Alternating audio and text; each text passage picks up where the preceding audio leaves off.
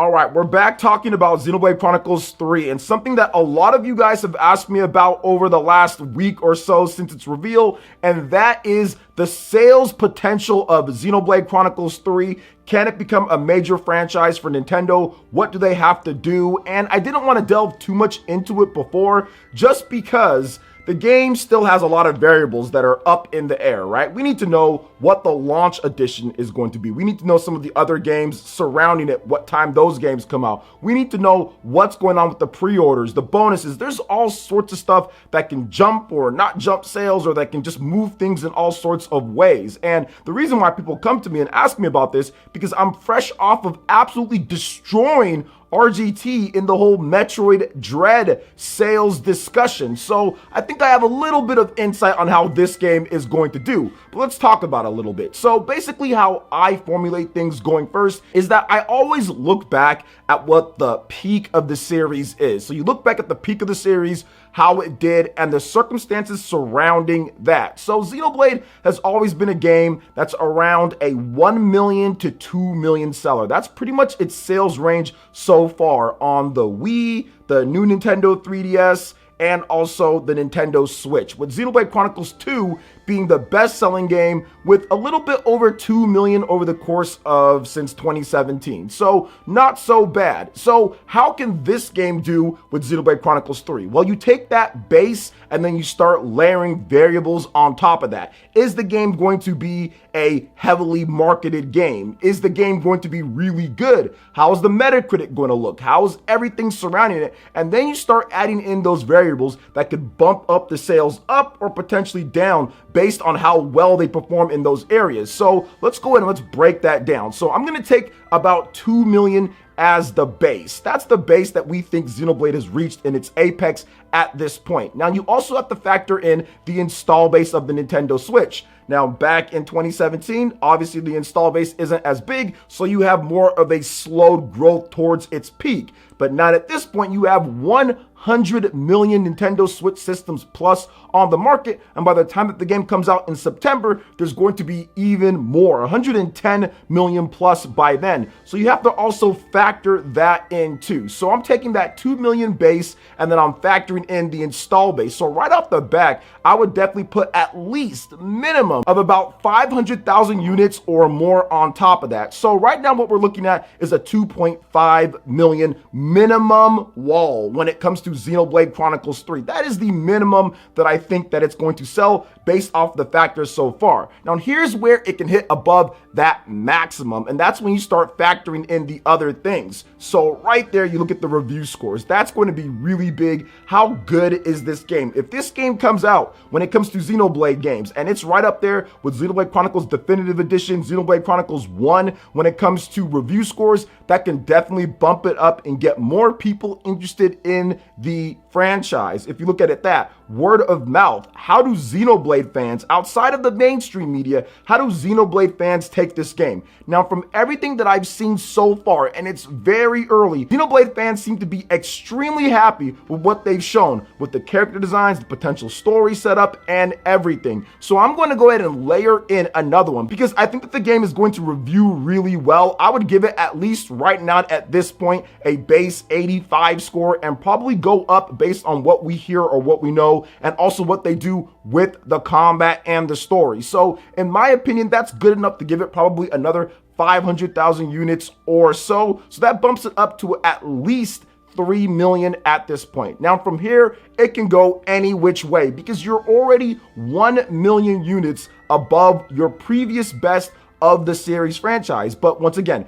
there are variables. I mean, with the Switch install base, that could balloon up to maybe even 3.5 or 4 million units. Really, at any point, things can pop off, because you just don't know exactly what the atmosphere is going to be this year and then the following year, and what they do the following year when it comes to residual sales. But that's kind of how I formulate how I think a game is going to do. I kind of look at some of the different variables like we talked about, the install base, you look at the review score, you look at the peak of what it's done before, and then you start stacking things on top of that that can change up, and you start kind of going from there. So I'm going to personally pick that this game becomes a major franchise for Nintendo, very much in the same way that Fire Emblem has become a main franchise for Nintendo back when it crossed like 2.5 to almost 3 million with Fire Emblem Fates in 2016. So I think that with this one here, just like Fire Emblem Three Houses, you're going to see another franchise record here. Fire Emblem Three Houses over 3 million units sold, and that was a number of years ago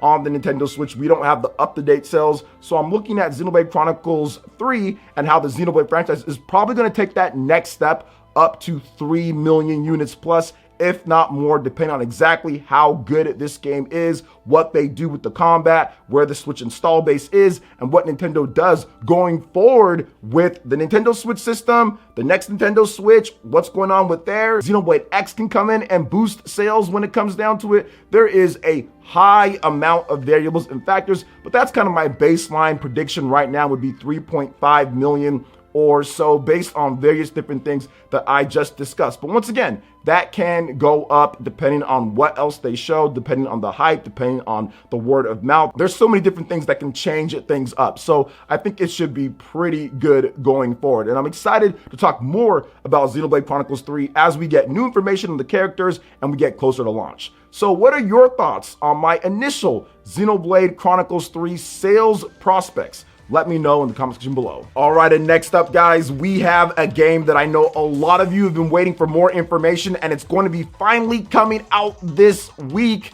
February 27th, Japan time. Bandai Namco has announced the Digimon Con that will have a lot of new announcements for games and more, and they snuck in a little bit of potential Digimon Survive footage in there. Now, it's going to be all live on the YouTube Bandai Namco official channel at 10 JST Sunday, February 27th, 2022. So that's what's going to be going on. So that'll probably be the day before here in the West. I'll give you guys an accurate translation of everything. I did use Google Translate for my original Twitter post that's on here, guys. So once I get the official information, once it's all said and done, I'll make sure to have it across the screen so we know exactly what time, when it's going on, what you can expect, and everything. But let's talk about this just a little bit, because Digimon Survive has been a game that's been delayed for like, what, 2 years plus now at this point.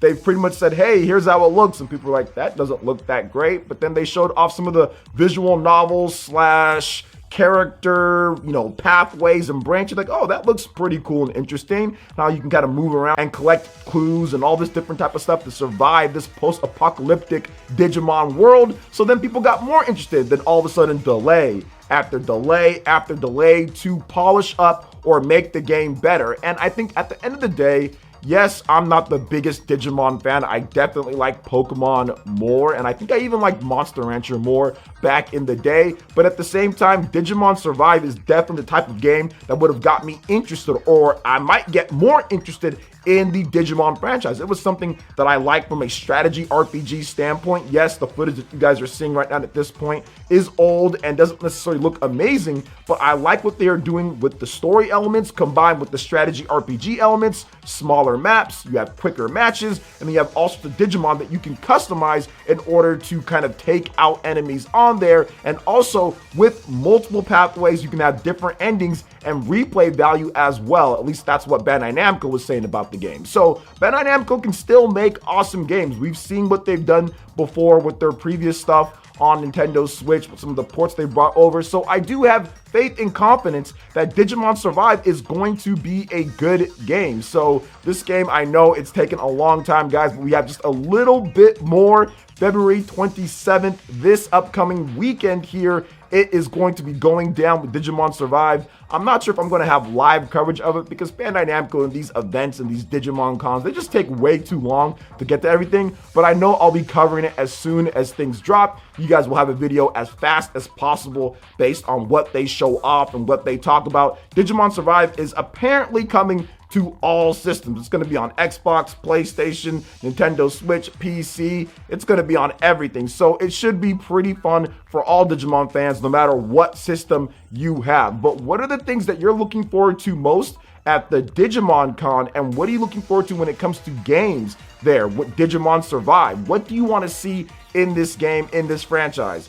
Let me know in the comment section below. Okay, and moving into the final topic here, because I have a lot to say on this, and even though there wasn't much to share, and that is the official announcement of Street Fighter 6 and my reaction to this, because I actually just got done, as the time that I'm recording this video, I just got done watching the teaser trailer at least 5 or 6 times. So I wanted to go over some details that I saw about it, and also some other just general concerns and not so much concerns, and just discussing the game. So Street Fighter 6, there's going to be more information coming this summer officially from Capcom. They had a teaser trailer which showed off a very realistic Ryu in a darkened area and essentially fighting against someone else as well. And right before they start the fight, it says Street Fighter 6. So the first thing that I noticed, it seems like the game is going to have a different graphical style more so than Street Fighter 5. Like, it does seem like they're taking some of that,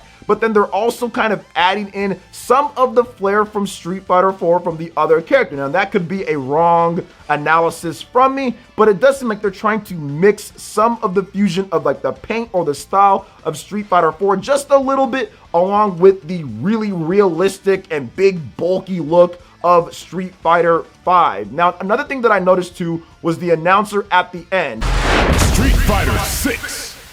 The announcer sounds a little bit more lively. Street Fighter 5 is like just not fun when it comes like to the announcements and how the announcer sounds and all that. It's just not there. Street Fighter 4 just sounded so much more energetic and style and swag to it. So it seems like, based off that announcement with the Street Fighter 6, it sounds like they're trying to get back that swag that Street Fighter 4 had, because I'm guessing that's going to be the in-game announcer for Street Fighter 6. Now, another thing that I noticed here is that maybe it's not Unreal Engine. Maybe they moved over to the RE engine here, and that's probably one of the biggest things that people are going to debate until we get more information about this. Street Fighter 4 was using Unreal Engine, and at the time it's like, oh snap, Unreal Engine, they're doing this is a big thing, because everybody's like, Unreal Engine is the greatest thing since sliced bread. But now a lot of these companies have started making their own engines, and Capcom has an extremely good engine that they use for a variety of games, and that is the RE engine. They use it for the Resident Evil remakes,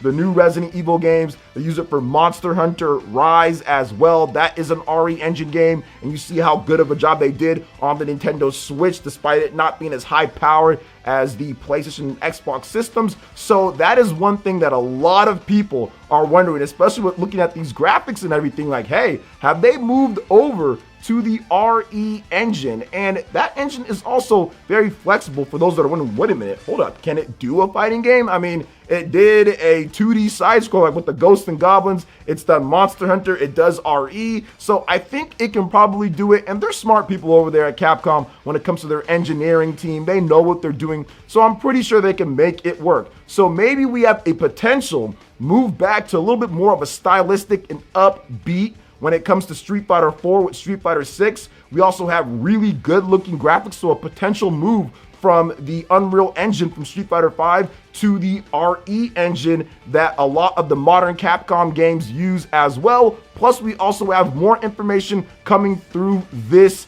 summer. So I'm guessing that if there's more information coming this summer, we might get a release date later in the year, and then the game's probably going to launch sometime next year. That's what I'm guessing with this. Now, my own hopes and dreams for this, because as somebody who stopped playing competitively Street Fighter, I used to play a lot in the arcades back in the day. I used to play a lot on Dreamcast, Street Fighter Third Strike, Super Street Fighter 2. I played the Genesis Championship Edition when you had to press the start button to switch between punches and kicks before I got the other, 6-button layout for the Sega Genesis and all that. So I've played them all. I played a lot of Street Fighter 4 on the Nintendo 3DS. Also played it on the PlayStation 3 and the Xbox 360, but I played it on the 360 first. So I've been playing Street Fighter for decades at this point. But now I've pretty much retired to watching it on Twitch, keeping up with the fighters and people who play competitively. I love the Capcom Pro Tour, the World Cups and all that type of stuff. So I'm down with it that way. So that's why I'm very excited to see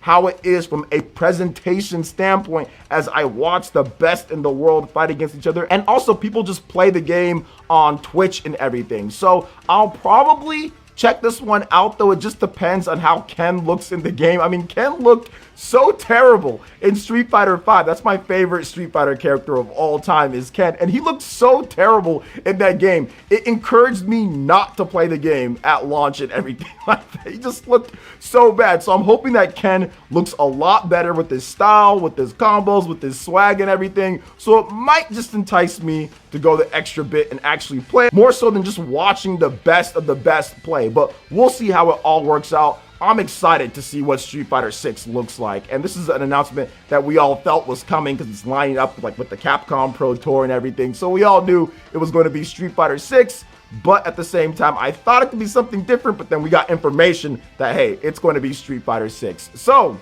what are your thoughts on this when it comes to the announcement of Street Fighter 6, the teaser trailer, more information? What characters would you like to see revealed first? How do you think this game is going to work out? And what do you think about everything else that we discussed? Let me know in the comment section below. All right, guys, that wraps it up for this video here. Thank you so much for watching. I do appreciate it. Please make sure you hit that like button, subscribe if you're someone new, click that notification bell, and we will see you for the next video. Peace.